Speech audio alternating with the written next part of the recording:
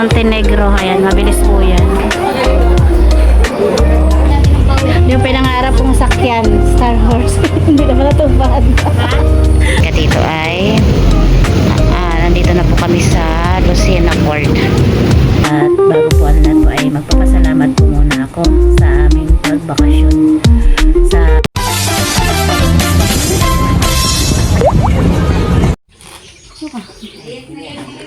ayan po mga katitay, kami biyahe na po papuntang Lucena.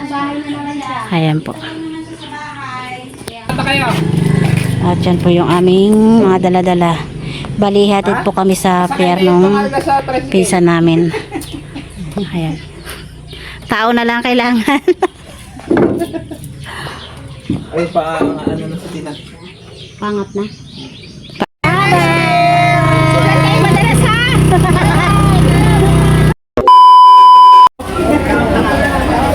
Ayan po mga katitot, nandito na po kami sa pier ng San Agustin, Romblon. Ayan po at parating pa lang po yung bangkang sasakyan namin. Ayan. Dahil na rin tao.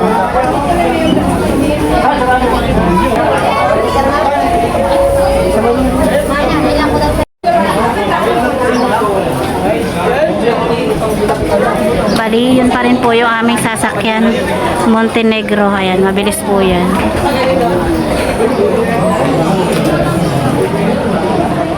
Dami rin po mga tindang pagkain dito.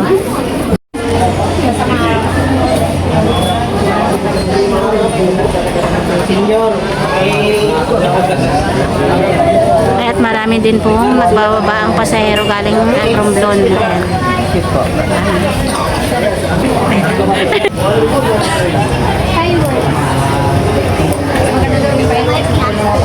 Ayan, pababa na po yung pasahero galing Romblon.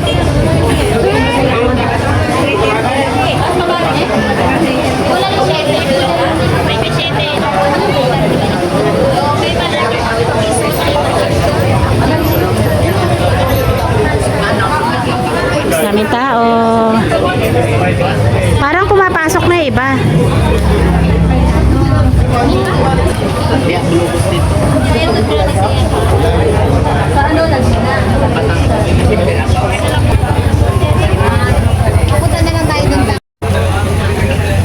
Ayan po, nandito na po tayo sa barko.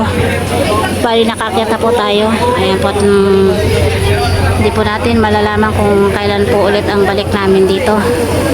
Siguro po ay matatagalan pa. Ayan.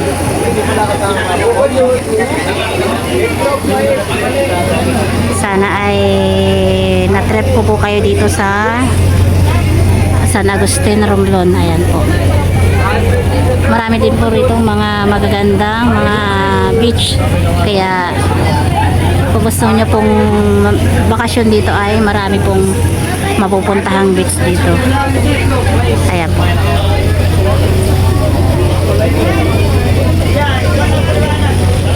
Ang ano po natin ngayon ay medyo kalmado po yung dagat. Ayan. Sana ganito lang po habang hanggat hindi kami dumarating ng Lucena. Sana ganito yung kalmado. Ayan. Salamat sa San Agustin, Romblon.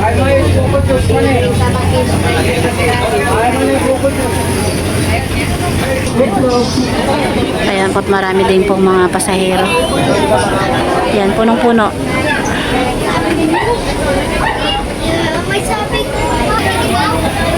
Ayan po yung aming nakyat nung nakaraan. San Agustin, Romblon. Ayan po. Star Horse. Ayan po mga katigat-katito po ay may dumating na pong isang barko dito. Ang Star Horse Lines. Ayan. Yung pinangarap kong sakyan, Star Horse.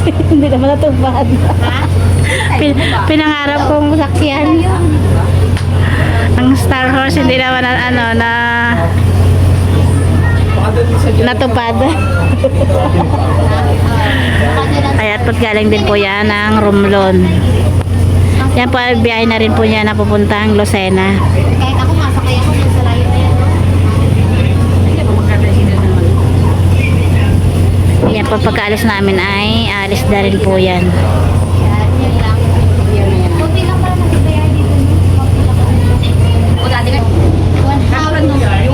Ang nakalagay, maliit Ang laki ng barko. Bali, puro aircon po yan dyan. Maliit na 100. Kaya medyo mahal-mahal lang konti. Kaya dito na lang po kami sa Montenegro Lines. Ganon rin din po. Pero ang alam ko po mas mabilis tong Montenegro. Ayan. Sariwa doon sa harapan nila. May bangka. Pagka pinapalok nila, pagdating mo sa bahay, bulok na. Ibig sabihin, parang may nakaraan na doon. Ang totoong ano na nasa ilalim. Oo, naranasan ko yan. Nakamagawin. Eh, minsan wala sa ilalim ako na. Eh, hindi na ako bumibili doon eh. Kaya, Ang daming nalulunod. wala lang kung ano, ikaw mismo kung nagay. Ako na po, dito lang kukuha. Hindi mo na yun sa kanya. Patali kasi pag pinatay. Ayan po mga katidat katito ay alis na po yung barko.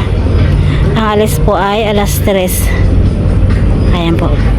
Itataas na po tong yung daanan. Ayan. Ayan po. Sa po tong yung parang gate. Ewan ko ano ang tawag dyan. Hindi naman angkla yata yan, no? Pinto ng pinto ng barko. Ayan yung San Agustin. Bye-bye San Agustin. See you next time.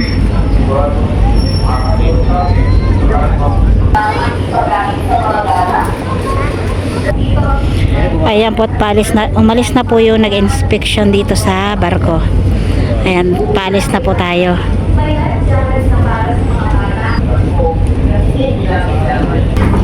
Ayan po, tinanggal na po yung tali. Ayan, binaba na po yung tali.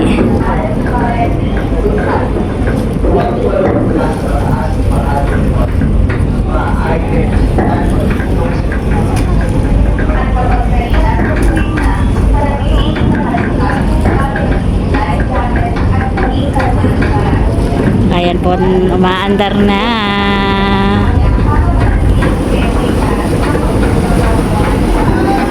Ayan.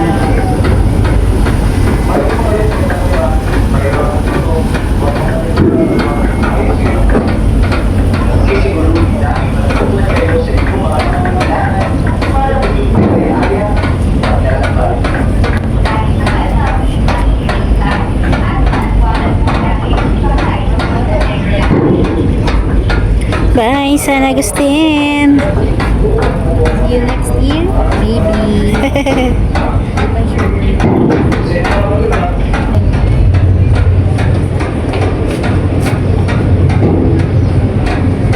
Kala mo nakit natin yan.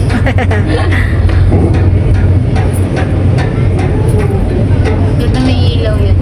Oh.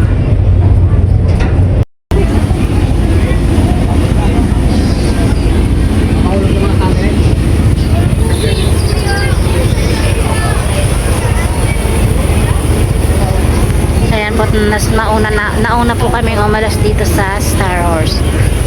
Ayan. Tayo pala, sila matanawan. Liikot yan. Kasi ayan yung ano.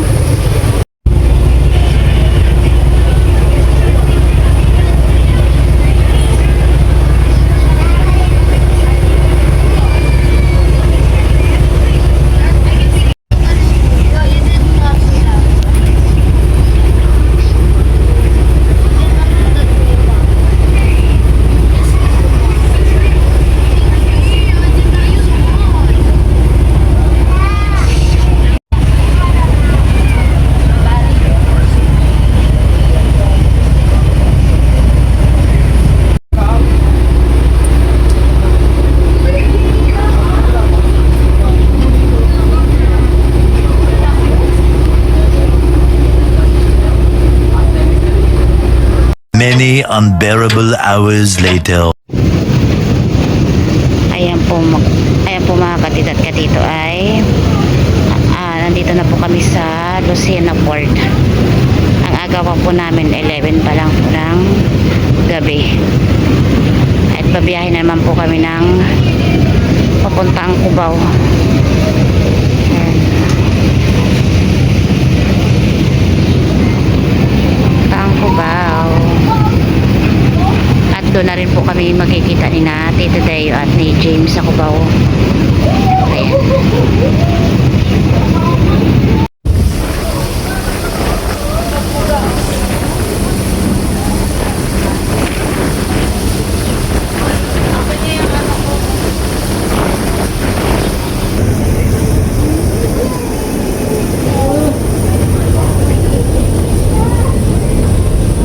The next day.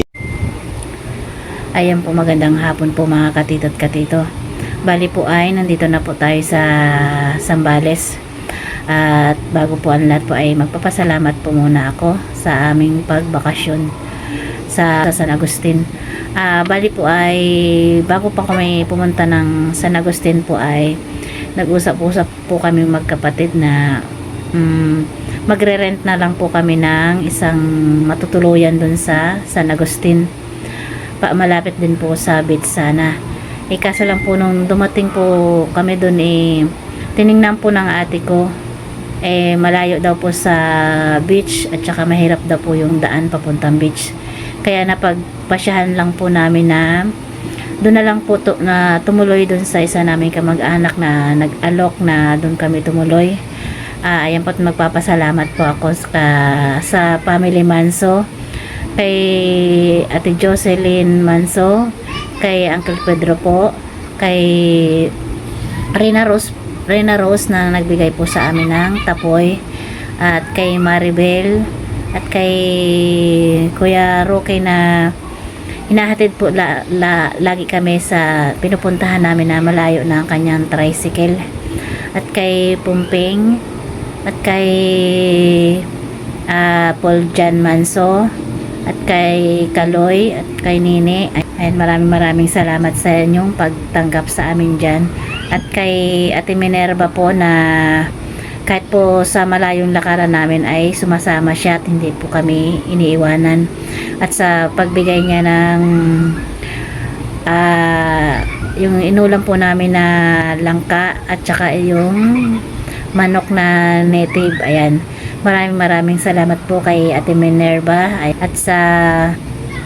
at kay Ate Abigail Manal po na naghanda dun sa birthday ng ate ko na ginanap po sa Busay Falls. Ayan, maraming salamat po kay Ate Abigail Manal. At dun din po sa mga nag-alok sa amin na kamag-anak na tumira dun sa kanila. Kaso lang po ay hindi namin napagbigyan. Ayan po, at maraming salamat din po sa inyo dahil po ay inalok nyo po kami na mag-stay doon sa inyo. Ayan. At nagpapasalamat din ako kay Marines dahil sa kanya na ay hindi po sana kami matutuloy dahil po ay yung ate ko po ay may mga alagang aso. Wala daw po magpapakain. Kaya po nag-offer po si Marines na yung pamangkin ko po na siya muna po yung mag-aalaga sa mga alagang aso ng ate ko. Ayan, maraming salamat Marines. At kay Ate Minda naman po na siya po yung gumastos sa aming kailangan to sa San Agustin. Ayan, maraming salamat kay Ate Minda. Ayan, at natuloy din po yung aming bakasyon sa San Agustin at nadalaw din po namin si tatay. At hindi po namin alam kung kailan pa po ulit masusundan yung aming bakasyon dun sa San Agustin Romblon. Ayan, maraming salamat po sa lahat.